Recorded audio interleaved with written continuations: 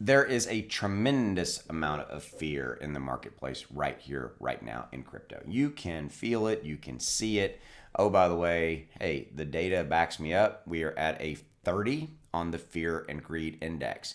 Last week we were in the 50s, and now we're at a 30. So that we're definitely falling in that scenario. And if you don't know what this is the fear and greed index. And what this is really cool about this tool is it brings into one graphic, one scenario here. It goes. Well, let me back up. This tool goes out and it looks across all these different data points from a social sentiment scenario, and it looks out there and sees, hey, kind of how are people feeling about crypto and things of that nature. And you can see, obviously, there is a lot of fear. Now, we're not in extreme fear. That's down in here. So there's fear, but it has been kind of going down. Yesterday we were at a 37. Last week we were in the 50s, and now we're in the 30s. Why is there so much fear? Well, there's fear because we continue to have this scenario like right here. If you look at Bitcoin and Ethereum, you look at this chart, see how it's sliding down, right? We've got a lot of fear in this, and I think that there's Bitcoin has moved down from it was knocking on the door of 48,000.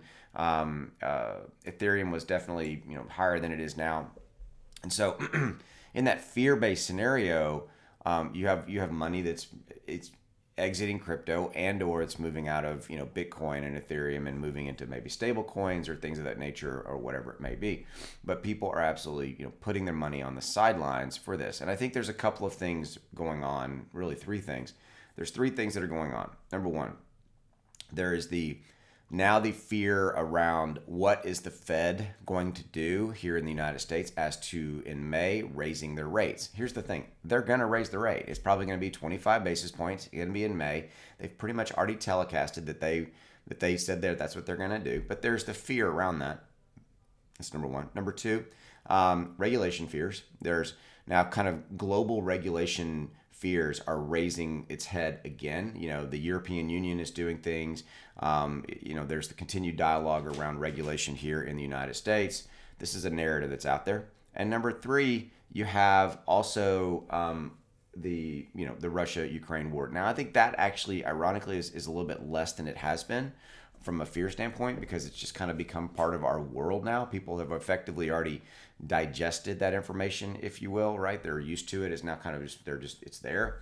And so I think that is all part of it. And so in this fear, we're going to be in this fear state for a while related to the overall market until we get back into some green candle days and we get some stable footing underneath us. Now, keep your eye on Bitcoin, keep your eye on Ethereum. They are the blue chip market leaders, and where they go, the rest shall follow. Okay.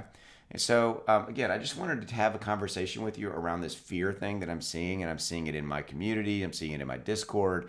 I'm seeing it kind of across the board, and the numbers are showing the same thing. The fear and greed index, the overall market capitalization falling from, like, we were at 2.2 plus 2.27 million. So, I mean, $200 billion gone as far as, a market cap scenario. You can feel it. And so where I'm at, I'm just going to tread water, to use that metaphor, that analogy, and just continue to hold. And because I believe in the long-term viability of the overall crypto market.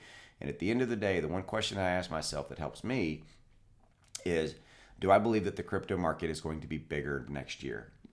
So like, and I mean that, like, instead of a 2.07 trillion, will it be 3 trillion, 4 trillion? I don't know the number, but I do believe it'll be bigger. And by the market capitalization being bigger, then Bitcoin's going to be bigger from a price standpoint. Ethereum and all of the major altcoins will be bigger along the way. That's what I got for you. As always, I appreciate you. Thank you. If you haven't already done so, consider subscribing. Hit that subscribe button down below. I'll see you. Bye.